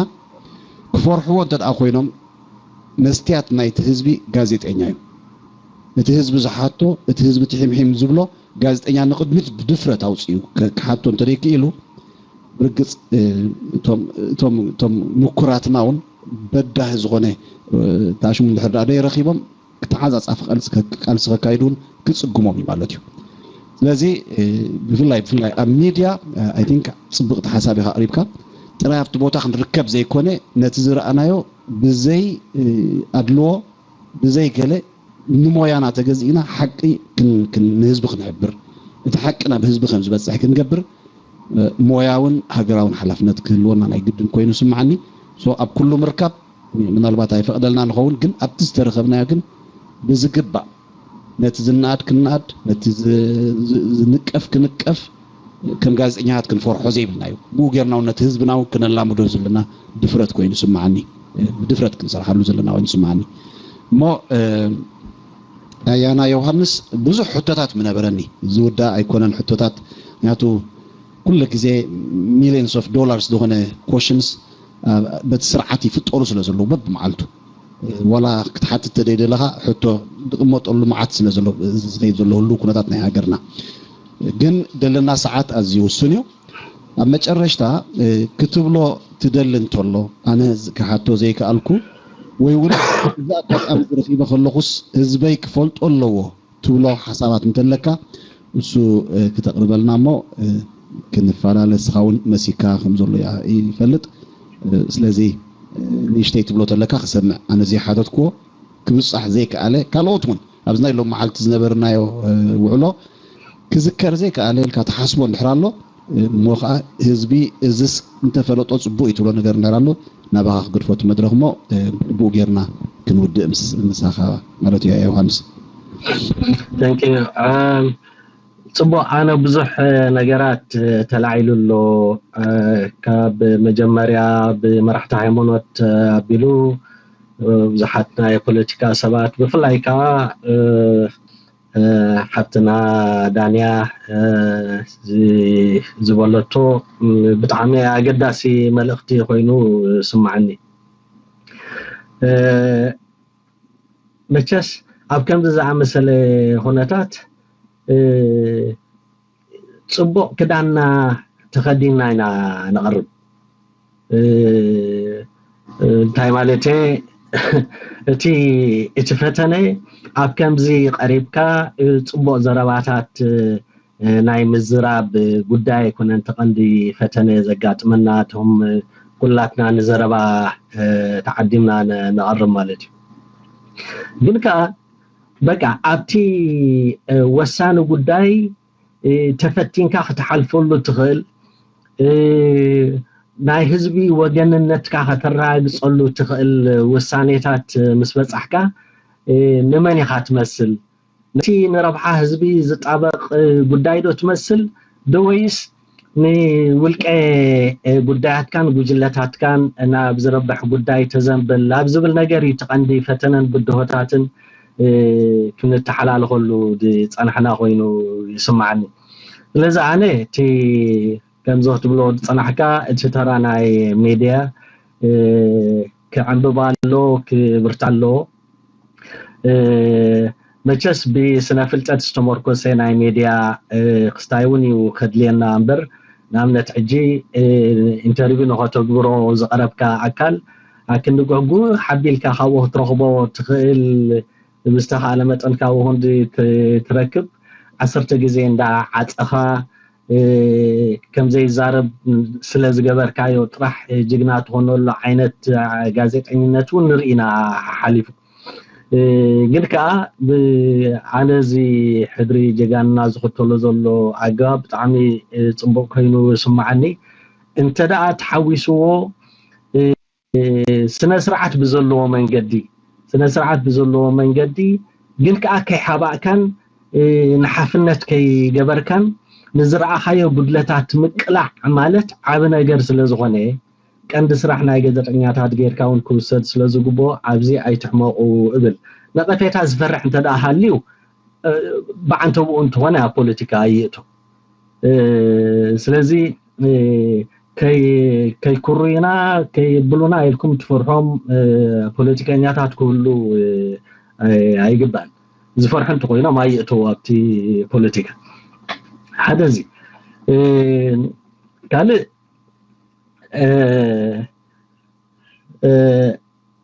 ازي ناتو زلنا مدرخ برئيتي كابتي زحالفه عند حاشز مصلو خناتات الله انت وحده اذا بوليتيكا ودبات بيننا قم ነገር ክንገብር ከም ዘይ ንኽእል ዝተረዳኣ መስላ እቲ ስኢልካ ደንበኻን ወውሻጥኻን ምዕባይ ዝብልዎ ነገር ዘختመ ኮይኑ ይስማዓኒ حجتي تندنسي ويتزمبالي ناب حبير كان مسرح طرح مخانو تفتح ناب زعمنا له خناتات والله شاني قوان زلو خمي غيرنا مو حدا نخون ناب زبل تاكتيكال زغونه غدات سلازخون ابزي ناي كلهم بوليتيكا ودبات طرح زيكونس كان بوليتيكا وصاي ويا بوليتيكا ودبات زي لو جن بوليتيكا ኤርትራ ዘገድሶም ፈላጣት አካላት كحجزلهم زوزح مهوراتنا لبوليتيكا ودباتنا أمعديهم زريء زلويهم إذا كخون زي قبع زنبري إذا ودبات فشلان إن كابز الرعاية توجسهم نخي حوسون ተጸይፎም من ኣማዕድዮም ዝርእዎን ይወዝሑ ወላውን ብዙሓት ምሁራት እንተለውና ግን ከኣ በቃ ዘይ ሓኒቆንኦ ዘለዋ ኩነታት እኮ አንቱም ንስኻትኩም አንቱም ምሁራት ስለዘይ ተሓወስኩም መልየን ስለዚ ሓሚቀን ኢልኩም ኣይትርሓقውን ብዘይባኹም ክስስና ዝኽእላ ፖለቲካዊ ውድባት የለዋን ቀሪብኩም ሓግዝወን ቀሪብኩም ንቆፍወን ዝብለቦ ኣይጥራሐይ ከመሓላልፍ ዝደሊ ንኹላትና ርሑስ ሓድሽ ዓመት ይግበረልና ርሑስ ሓድሽ ዓመት ኣያ ዮሃንስ ንዓኻ ንኩሎም ቤተሰብካ ከምኡውን ንመቃልስትኻ ንስኻ ኮይኖም ብእምነት ንስኻ ጎን ጎንኻ ኮይኖም ድቃለሱ ዘለዉ ኩሎም ፈተውትኻ ይዕሮትኻ መቃልስትኻ ብሓፈሻ ክቡራት ስድራ ቤትካ ከምኡውን ንኩሉ ህዝቢ ኤርትራ ነዚ ስርዓት ተለዊጡ ኣብ ዘበነ ብርሃን ኣብ ዘበነ ድሓን ክነብር ሃንቀው ዝብል ዘሎ ህዝብና ርሑስ ሓድሽ ዓመት ዓመተ ለውጢ ክኾነልኩም ክኾነልና ንምነ ነቲ ዝሃብካና ግዜ ነመስግን ነቲ ኣብ ዝኾፍ ኣቢልናካ ዘምሰና ምናልባት ቅድሚ 2 ሰዓት ክነቕርበካ ኢና ኢልና መብፃዕና ከይሓለና ቃልና ከይሓለና ዝፀናሕና ከዓ ይቕሬታ ንሓተካ ደጊምና ደጋጊምና ንዓኻ ጥራይ ዘይኮነ ንኩልኻትኩም ነቶም ብኣውሮጳ ሸነኽ ኮንኩም ትፅበዩና ዘለኹም ኣጋይሽ ስለዚ የቐኒየለይ ክብለካ ደጋጊመ ካብኡ ሓሊፈ ኣብዚ ናይ ዝገበርናዮ ፅቡቕ ውዕሎ ተዓዲሞም ክመፁ ብዝተፈላለየ ምክንያት ዘይከኣሉ ኣያታት ኣለውና ገሊኦም ካ ብናህና ጉድለት ንኣብነት ኣያና ኣምባሳደር ክቡር ኣምባሳደር ኣድሓኖም ገብረ ማርያም ተራኺብና ግን ብዝተፈላለየ ምክንያት ስለዘይጠዓሞ ሎም መዓልቲ ክቐርብ ኣይከኣለን ኣብ መፅኣኽ ቀርበልና ተስፋ ንገብር እንተደይ ተጋጌ ንክቡር ኣያና ጀነራል ተኸስተ ሃይለ ተገዲም ተገዳላይ ንሱን ኣይጠዓሞን ክመፅእ ኣይከኣለን ናተይ ባዕለይ ሓላፍነት ድወስደሉ ከም ሃይለ ክፍላይ ከም ጎተና ምስ ኣያና መስፍን ሓጎስ ክንራኸብ ፃዕሪ ገብር ቀኒ ግን ቁርብቲ ግዜ ተሓፃፂሩ መስለኒ በቲ ስራሕ በቲ ናይ ስድራ ሓላፍነት በቲ ገለ ኮይኑ ትድኽመት ኣነ ሙሉእ ብሙሉእ ክወስደ ክገብሮ ዝግባእኒ እቲ ሓላፍነት ናባይ ተደርቢዩ ነይሩ ግን ኣይገበርክዎን ቅድሚ ሕድሪ ጀጋንና ንዓይ መቕፃዕቲ ምሃቡ ንስኻትኩም ክትወሓሱኒ ብክብሪ ይሓትት ክመላኣለይ ኣይከኣለን ኣብዚ ጉዳይ እዚ ምስ ክቡር ተጋዳላይ መስፍን ሓጎስ ክገብሮ ሓሲበ ዝነበርኩ ርክብ ዝተሓጋገዙኒ የሕዋት ካብ ቀረባ ቤተሰብ ጀሚርኩም ካ በዛ ኣጋጣሚ እዚ ከመስግነኩም ደሊ ናይ ብሓቂ ወላ እኳ ኣብ ሕሉፍ ብተደጋጋሚ ነያና መስፍን ሓጎስ ክንረኽበሉና ፈቲና ብዝተፈላለየ ምክንያት ፈቃደኛ እንተዘይነበረ ሎሚ ግን ክንረኽቦ እንዳተገባእና ኣይ ቲንክ እቲ ክግበር ዝግብኦ ፃዕሪ ኣይተገብረን ብወገነይ ኣነ ጥራይ ሓላፍነት ዝወስደሉ እዩ ስለዚ ኣይተረኽበን ናይ ሎሚ በዓልና ንወስደሉ ሓላፍነት ባዕለይ ዝወስደሉ ሓላፍነት እዩ ማለት እዩ ካልኦቱን ኩሉና ክእል እዮም ሓፍትና ሜሮን እስጢፋኖስ ካብቶም ሎም መዓልቲ ዝዓድምናዮም ሓንቲ ዕድምትና እያ ነይራ ካብቲ ዝግባእ ንላዕሊ ተፀቢያትና ግዜ ምስ ሓለፈ ደቂሳ ንሎም ክትቀርብ ኣይከኣለትን ኣብ ቀፃሊ ክትቀርብ እያ ሓፍትና ርብቃ ስባህቱ ኣብ ዓዲ ጥልያን ኮይኖም ካብ ዝቃለሱ ተቃለስቲ ኣሕዋትና ወይ ከዓ ዓበይቲ ኣብሻታትና ሳውን ብግዜ ስለ ዝሕለፍና ክኸውን ኣይከኣለን ሓውና ስዒድ ነጋሽ እሱውን ካብ ዓዲ ጥልያን ኣብ ሎም መዓልቲ ክቐርብ ነይርዎ ክቐርብ ኣይከኣለን ኣብ ቀፃሊ ሓሰስ ክንብሎም ኢና ክንገድፎም ኢና ከምዚ እንዳበልኩ ኣይ ቲንክ ሕጂ ዕረፍቲ ብሕድሪ ጀጋኑና ተመዲብለይ ኣሎ መስለና ሓፂር ዕረፍቲ ቀፃሊ ኣያና ኪዳነ ሓጎስ ክህሉ እዩ ከም ጋሻ15 دقيقة كأنه إذن أمانيل إياسو كوين كدولة كله تلعلم يلعب من البط لأنه good night هيكون السقال عفات راي good night وقحت نحن وقحت بالمريت هلا كده أنا حقوس اللي حرام له فين كافوين تخلط مسجن سجاب مايت ستي الله تناسو حيزل كهت حري وعب زت صحنا حونا كده أنا حقوس كم وين تمسكن الحرام له فين كا الله اسمع المغرب أو سمع الله خاجن قدم عدل هبو وقعد صحكم كل مود حريق أبا حسق بوتنا راينا بقى هلا والله حقيقي تسمع الله حقيقي قرم ما وا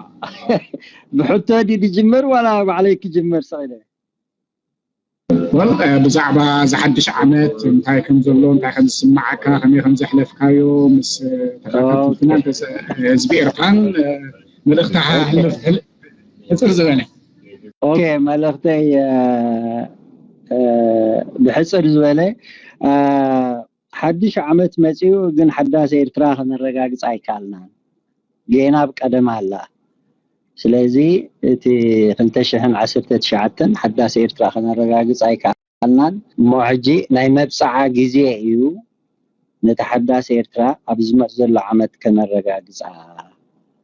ما نقولو حزب إرترا نقولو بوليتيكا ودبات زي صواعي تيزي يقرب بحافشو جن تي التهلالوانا هو الله تاي مالتي بوليتيكا إرترا إن متحازو من نامتان عبسلس مغلوف كدولي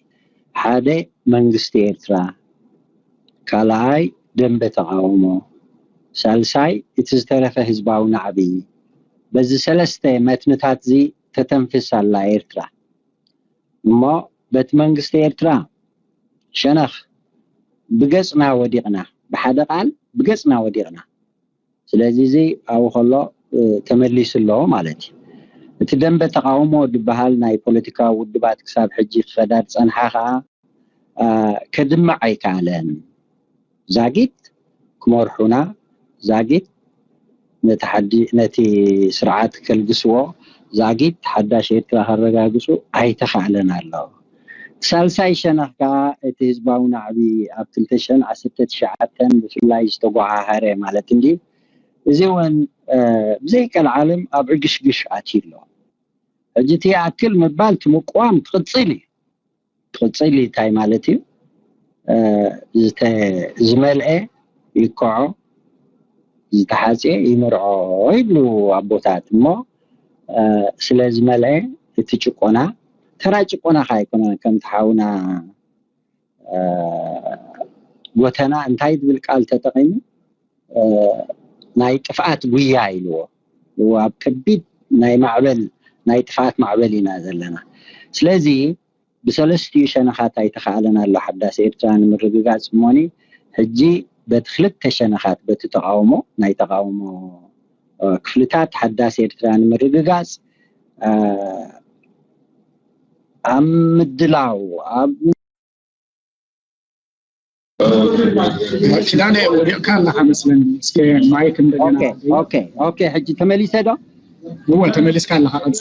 هو مو حجي انتاي ملختخا ملختي دوه زي تفتنا من قدي نفتنو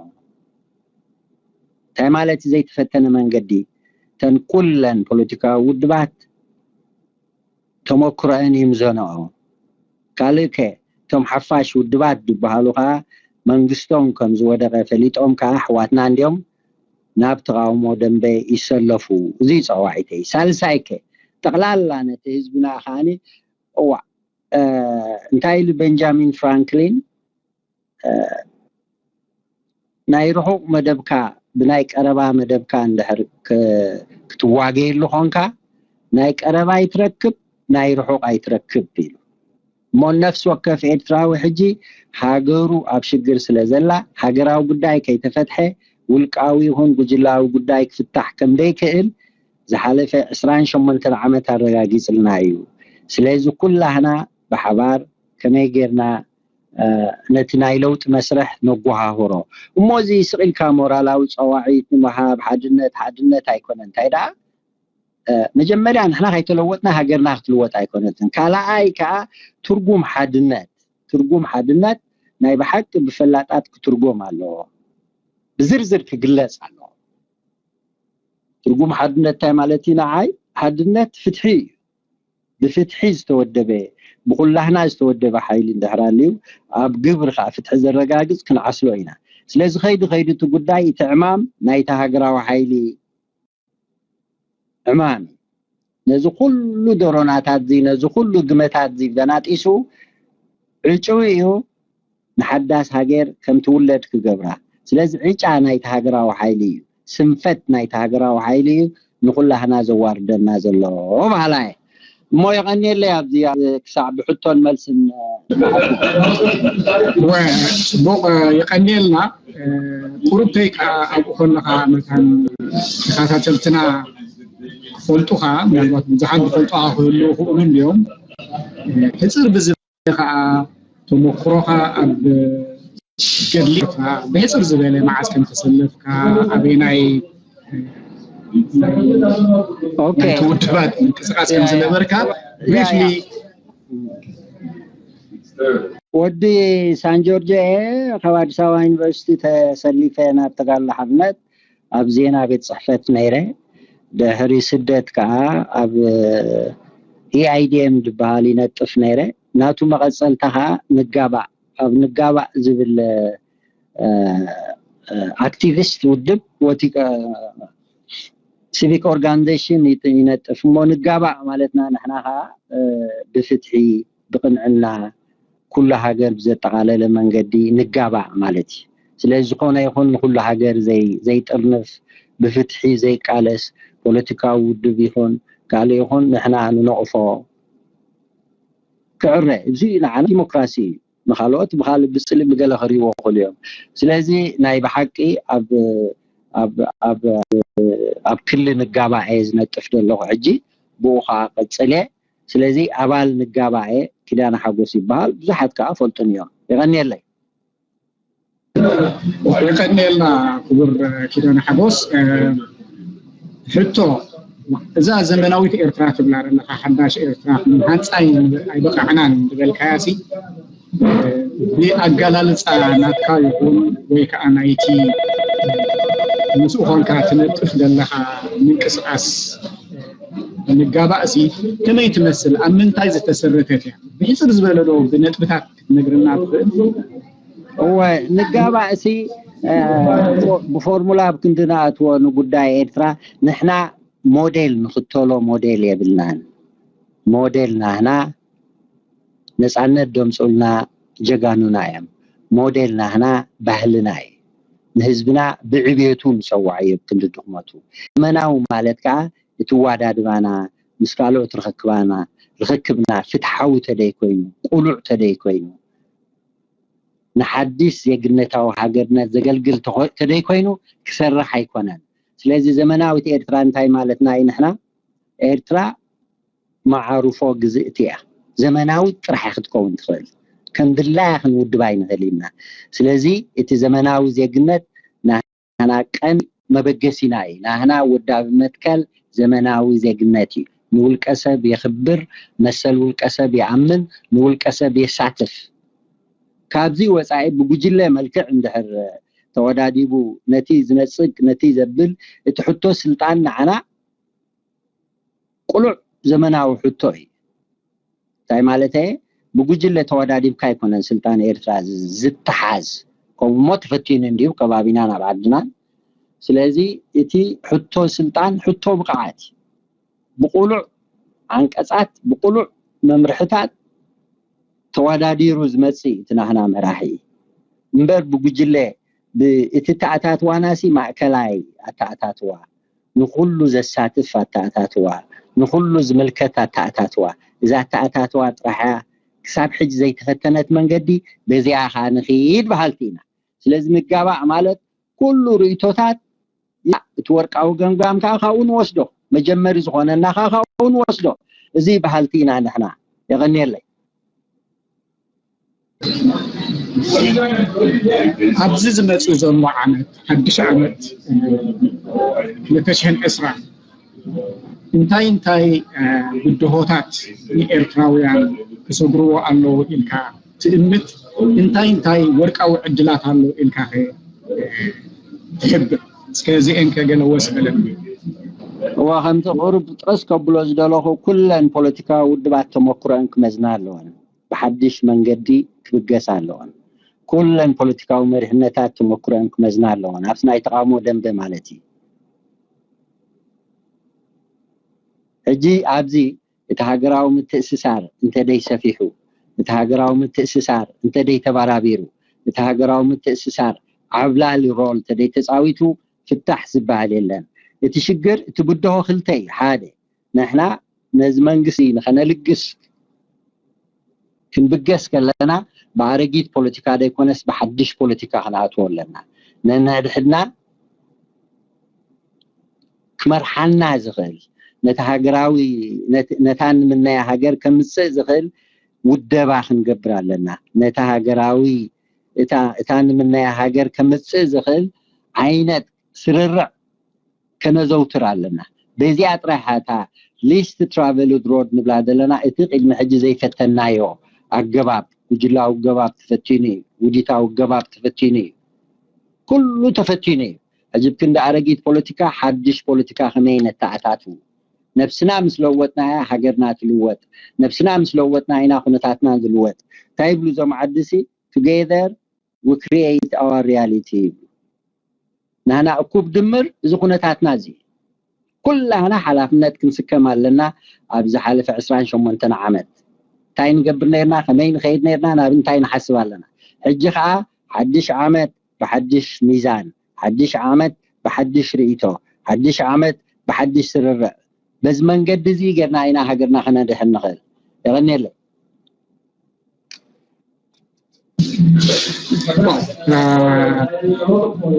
ሃገራዊ ዜግነት እስከ